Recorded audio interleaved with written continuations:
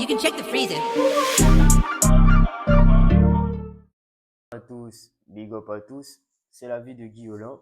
Donc, nouvelle vidéo réaction aujourd'hui par rapport à ce qui s'est passé en Ligue des Champions avec le Real Madrid. Bon, on a tous vu, le Real Madrid est éliminé de la Ligue des Champions et le Real Madrid, pour une fois, l'a mérité. Donc, il n'y a pas eu de remontada, il n'y a pas eu de magie au Bernabeu, il n'y a pas eu de miracle en gros. Et il nous fallait ça. Donc aujourd'hui, je suis content parce que je fais cette vidéo à froid. Je ne la fais pas à chaud parce qu'à chaud, euh, vous auriez peut-être perçu ma déception dans ma façon de parler et tout le reste. Et donc là, aujourd'hui, j'ai pu faire une analyse correcte et je suis content. Le Real Madrid mérite cette élimination. Je vais vous dire pourquoi. Déjà, pour commencer, je vais féliciter Arsenal. Arsenal a très bien joué. Arsenal a bien géré, que ce soit le match aller ou le match retour. Il n'y a pas de chance, il n'y a pas, je ne sais pas ce que les gens veulent dire là, que oh, 2 coups francs au match aller. Je ne sais pas. Au match retour, ils ont marqué des buts propres. C'est même nous qui avons marqué un but vraiment bizarre. Donc, il y a eu des déclarations comme quoi Lucas Vasquez, qu'on appelle Cafou, il est venu dire que Arsenal a joué la défense, Arsenal a mis le bus, comme on dit au quartier.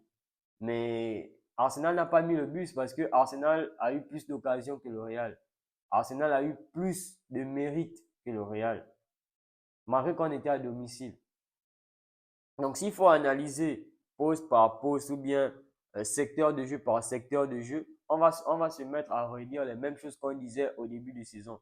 Bon, pas au début de saison, genre dernièrement. Dernièrement, on sait que le Real est nul en défense. Le Real prend les buts à chaque match. On sait que le Real, milieu de terrain, il n'y a pas de créativité. Aujourd'hui, on nous dit, on nous parle, le grand Real Madrid dépend de Ceballos. Ceballos, en fait, vous êtes sérieux? Ceballos. Je ne dis pas que c'est pas un bon joueur, c'est un bon joueur. Et c'est justement parce que c'est juste un bon joueur que le Real ne doit pas dépendre de lui. Ceballos, c'est pas un grand joueur, c'est un bon joueur. C'est grave, c'est trop grave en fait, c'est trop grave. En défense, trop de lacunes défensives, trop de lacunes défensives. Je sais pas, on va pas se dire les mêmes choses tout le temps. Faut recruter. C'est pas à nous de dire au président ou au coach comment gérer l'effectif. Ils savent qu'il faut recruter. Je sais pas pourquoi ils ne recrutent pas. Lucas Vasquez, c'est trop léger défensivement. Rudiger manque de concentration à des moments. Il fait des trucs qu'on n'aime pas voir. Il n'est pas fair play. Il marche sur ses adversaires. Il fait des trucs bizarres qu'on ne veut pas forcément voir sur un terrain. Asensio, il est encore trop jeune. Il nous cause un penalty vraiment qui n'a pas de sens. Alaba, il revient de blessure. Depuis son retour, c'est pas Alaba qu'on connaissait avant. Donc, il nous faut des nouveaux joueurs. Il faut un renouveau. C'est une fin de cycle, en fait, pour le Real. C'est une fin de cycle. Et pour moi, c'est une très bonne chose que ça nous arrive. Parce que si c'est pas maintenant là, je ne sais pas à quel moment il faut prendre conscience que cette équipe-là ne joue absolument aucun football fondé. En fait, c'est pas un football proprement dit. C'est pas beau à voir en fait. Et Thibaut Courtois, vraiment, c'est un gardien qu'il faut remercier chaque jour. En fait, les joueurs du Real même, les joueurs du Real doivent se réveiller. Je ne sais pas, chaque année, ils doivent faire un cadeau exceptionnel à Thibaut Courtois. Ils doivent cotiser, je sais pas, ils doivent faire quelque chose pour lui parce que il sauve souvent les gars là de l'humiliation. Il y a des matchs où on doit nous taper correctement. 5-4, je sais pas, même à domicile, on doit nous frapper. Mais comme il est toujours là et il est gentil, il est trop gentil même pour eux. Donc, c'est à cause de ça que voilà, ça va, ça va. Mieux de terrain, bof. Chouameni, moi je trouve que Chouameni n'est pas à blâmer. Hein. Chouameni, il a fait ce qu'il faut. Chouameni, on demande quoi à Chouameni? D'être solide. d'être devant la défense. Il a fait son match. Moi, je n'ai rien à reprocher à Tchouaméni. J'ai vu son match était correct. Il ne va pas tout faire en même temps. Il ne peut pas tout faire. Valverde en dessous de son niveau qu'on connaît. Bellingham en dessous de son niveau, même si il essaie de faire. On voit qu'il a la volonté, mais c'est pas suffisant d'avoir la volonté à ce niveau-là. On a besoin de beaucoup plus. Pour un joueur de, je pense, top 3 ballons d'or de l'année passée, on a besoin de plus. Rodrigo, Vinicius, c'est léger aussi. Mbappé,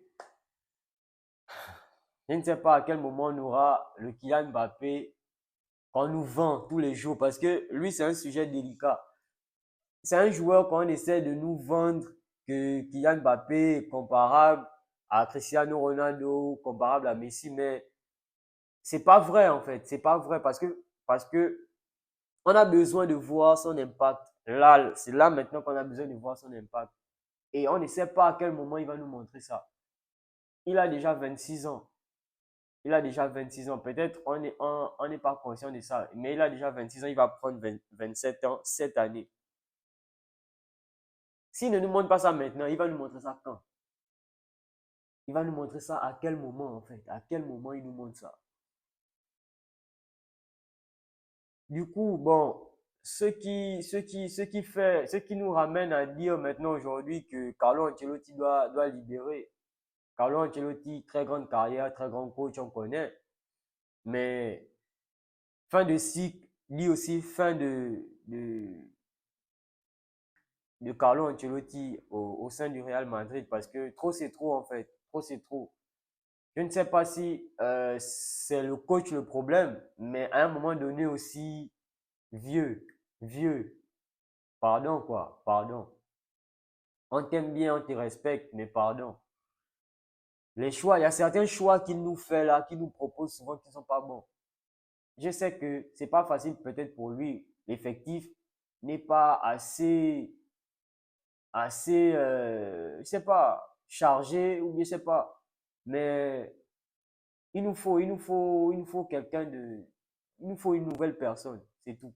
Il nous faut une nouvelle personne, une nouvelle philosophie, un nouveau jeu, une nouvelle tactique et tout ce qui va avec. Vinicius, je ne vais pas tomber sur lui pour ce match-là parce que Vinicius a montré beaucoup d'envie, beaucoup de volonté. Comme je disais pour les autres, c'est pas suffisant. C'est vraiment pas suffisant, mais pour lui, quand même, il a essayé de faire des efforts. Il a essayé de faire des efforts.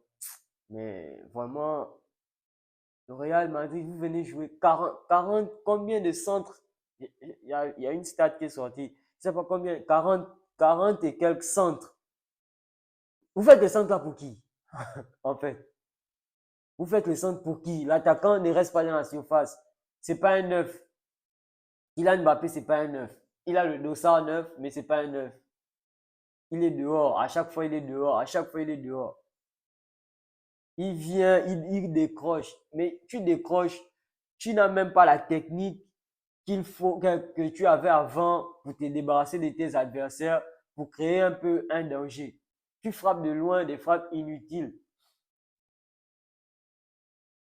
Rodrigo, il est timide, trop timide. Au banc aussi, on n'a personne. Hendrick rentre, Hendrick est trop jeune, on ne sait pas en fait. Et là, le Barça va encore nous taper. Parce que bientôt, là, je pense dans une semaine, 2 semaines, une semaine et demie, on doit rencontrer le Barça. Donc, il se peut qu'on fasse une saison blanche cette année. Et ce sera vraiment, ce sera pas beau à voir. Donc, c'était juste ça. Félicitations aux équipes qualifiées. Je pense il y aura PSG Arsenal. Ça aussi, ce sera un très beau match à regarder. Inter Milan, FC Barcelone. Donc le Barça qui s'est un peu fait peur face à Dortmund, mais le Barça qui est quand même qualifié.